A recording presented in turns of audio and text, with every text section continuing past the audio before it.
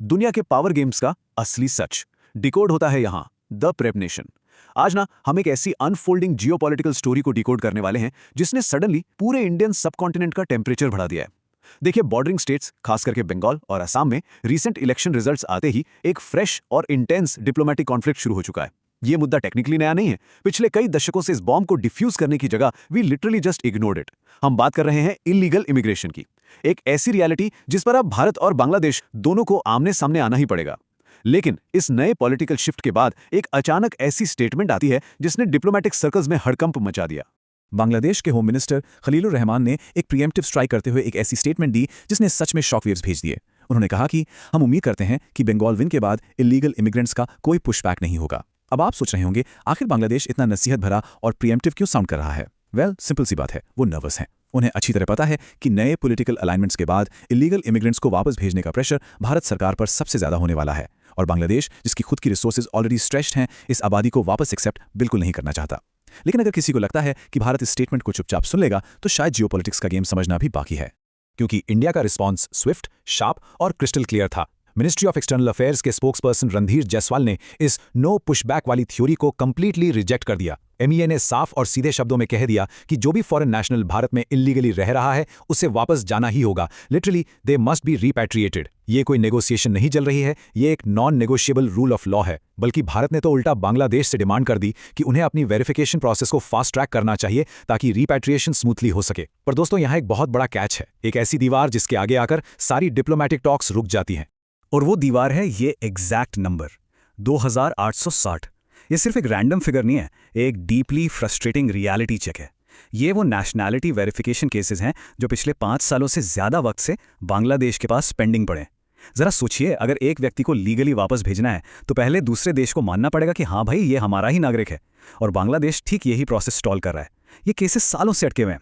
अब लॉजिक लगाइए, अगर सिर्फ 2-2.5 हज़ार लोगों के वेरिफिकेशन में 5 साल लग रहे हैं, तो जब एक्चुअल टोटल नंबर सामने आते हैं ना, तो रियलिटी और भी ज़्यादा टेरिफाइंग लगने लगती है। चलिए एक बार इस एक्सप्लोसिव सर्च को ठीक से डिकोड करते हैं। अगर हम आंकड़ों पर गौर करें तो 1997 में भारत में इलीगल इमिग्रेंट्स की आबादी 1 करोड़ रिकॉर्ड की गई थी। 2004 आते आते ये अचानक 1.2 करोड़ हो गई, और 2016 तक अगर हम एमएलए राजेश्वर सिंह के डेटा की माने तो ये फिगर एक मैसिव 2 करोड़ को टच कर चुका है। आपको इसका मैसिव स्केल समझना जरूरी है। To put that into perspective, Sweden एक वेल डेवलप्ड यूरोपियन कंट्री है जिसकी टोटल आबादी ही 1 करोड़ है। तो बेसिकली भारत के अंदर साइलेंटली 2 स्वीडन जितनी इलीगल आबादी सेटल हो चुकी है। ये लोग हमारे रिसोर्सेज यूज कर रहे हैं, जॉब्स ले रहे हैं और हमारी इकोनॉमी पर डायरेक्ट प्रेशर डाल रहे हैं। और पता है मजे की बात क्या है? दुनिया को लगता है कि बॉर्डर क्राइसिस सिर्फ अमेरिका का प्रॉब्लम है। असली तस्वीर तो कुछ और ही है। आपने देखा होगा कि दुनिया भर का मीडिया हमेशा डोनाल्ड ट्रंप और यूएस बॉर्डर क्राइसिस पर फोकस करता है। एक तरफ यूएस में इलीगल इमिग्रेंट्स का फाइनल टारगेट फिगर लगभग 11 मिलियन यानी 1.1 करोड़ है। वहां इस छोटे नंबर पर नेशनल इमरजेंसी डिक्लेयर हो जाती है। वहीं दूसरी तरफ इंडिया में यह नंबर डबल है, पूरे 2 करोड़।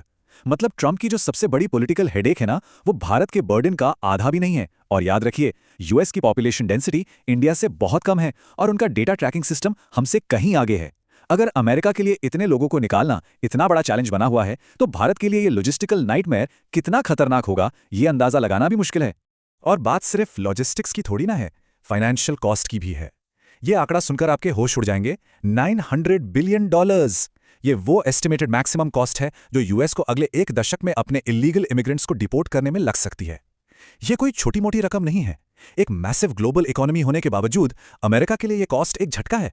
अब आप सेम सिनेरियो भारत के बारे में सोचिए। क्या हमारी इकोनॉमी ऐसे डिपोर्टेशन ड्राइव का अरबों खरबों का खर्चा अफोर्ड कर सकती है? हेवी सिक्योरिटी फोर्सेस लगाना, नए डिटेंशन कैंप्स बनाना, सालों तक लीगल केसेस लड़ना, ये एक ऐसी कीमत है जो डायरेक्ट आपके और मेरे यानी टैक्स पेयर की जेब से जाएगी। But trust me, the challenge doesn't even stop at money, क्योंकि ग्राउंड पर डिपोर्टेशन का प्रोसेस किसी एक्शन मूवी की तरह रातों रात नहीं होता। ये एक ब्रूटल लीगल मेज है। मैं आपको स्टेप समझाता हूं। स्टेप 1, पहले इन लोगों को करेक्टली आइडेंटिफाई करके डिटेंशन कैंप्स में रखना होगा। स्टेप 2, उनके डॉक्यूमेंट्स और ओरिजिन की थरो क्रॉस बॉर्डर वेरिफिकेशन करवानी पड़ेगी। स्टेप 3, दूसरे देश यानी बांग्लादेश से डिप्लोमैटिक अप्रूवल लेना होगा कि भाई ये तुम्हारा नागरिक है, इसे ऑफिशियल तौर पर एक्सेप्ट करो। और finally step 4, legal deportation execute होगा। अगर इसमें से एक भी स्टेप फेल हुआ ना तो पूरी चेन टूट जाती है। ये कहना बड़ा आसान है कि सबको उठाकर निकाल दो, पर legal ground reality incredibly complex है। और अगर आपको लगता है कि स्ट्रिक्ट एक्शन से रातों रात रिजल्ट आ जाएगा, तो एक बार फिर यूएस का रियल वर्ल्ड एग्जाम्पल देखते हैं। डोनाल्ड ट्रंप ने अपनी स्ट्रिक्ट आईसीई यानी immigration and customs enforcement force को लिटरली फुल ऑपरेशनल फ्रीडम दे दी थी। उन्होंने सीधे कहा कि नंबर्स डिलीवर करो, चाहे कैसे भी करो। लेकिन आपको पता है रिजल्ट क्या निकला? करीब 1 साल और 3 महीने के ब्रूटल क्रैकडाउन के बाद वो स्ट्रिक्टली सिर्फ 5.4 लाख इलीगल इमिग्रेंट्स को ही डिपोर्ट कर पाए। ये एक बहुत बड़ा रियलिटी चेक है हम सब के लिए।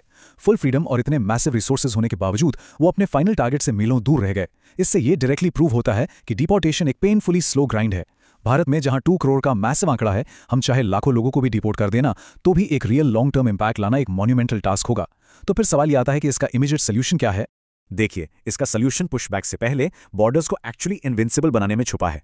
Shielding the borders is our immediate priority. Bharat और बांग्लादेश का बॉर्डर दुनिया के सबसे लंबे और कॉम्प्लेक्स बॉर्डर्स में से एक है। आप इसे सिर्फ मैनुअल पेट्रोलिंग से कंप्लीटली कंट्रोल नहीं कर सकते। हमें 24/7 सैटेलाइट मॉनिटरिंग इंप्लीमेंट करनी ही होगी। हैवी सिक्योरिटी फोर्सेस को परफेक्टली डिप्लॉय और इक्विप करना पड़ेगा। और सबसे जरूरी बात, स्टेट और सेंट्रल गवर्नमेंट को अपने पॉलिटिकल डिफरेंसेस को भुलाकर जॉइंट ऑपरेशंस एग्जीक्यूट करने होंगे। अगर हमने आज इन बॉर्डर्स को परमानेंटली सील नहीं किया तो करंट 2 करोड़ का नंबर साइलेंटली 4 करोड़ कब बन जाएगा, किसी को हवा भी नहीं लगेगी। और सबसे डरावनी बात बताऊं, असली खतरा तो अभी बाकी है। क्योंकि ये जो अगला ट्विस्ट है ना, ये किसी पॉलिटिशियन या पॉलिसी के कंट्रोल में नहीं है। The final twist is the climate time bomb. आने वाले दशकों में हमारे इंडियन सब कॉन्टिनेंट में एक्सट्रीम हीट वेव्स और सिवियर वाटर स्कैर्सिटी एक नॉर्मल सी बात बनने वाली है। लेकिन इसका सबसे ब्रूटल और डायरेक्ट इंपैक्ट बांग्लादेश पर पड़ेगा। ग्लोबल वार्मिंग की वजह से सी लेवल्स रैपिडली बढ़ रहे हैं और बांग्लादेश एक massive coastal land loss face कर रहा है। जब वहां लोगों के पास रहने के लिए जमीन ही नहीं बचेगी और उनकी इकोनॉमी सर्वाइव नहीं कर पाएगी, तो एक कंप्लीटली अनअवॉइडेबल और अनस्टॉपेबल मास इकोनॉमिक माइग्रेशन शुरू होगी। ये वेव किसी बॉर्डर या लॉ को नहीं मानेगी। ये बेसिक सर्वाइवल की आखिरी कोशिश होगी जो सीधे भारत के दरवाजे पर आके टकराएगी।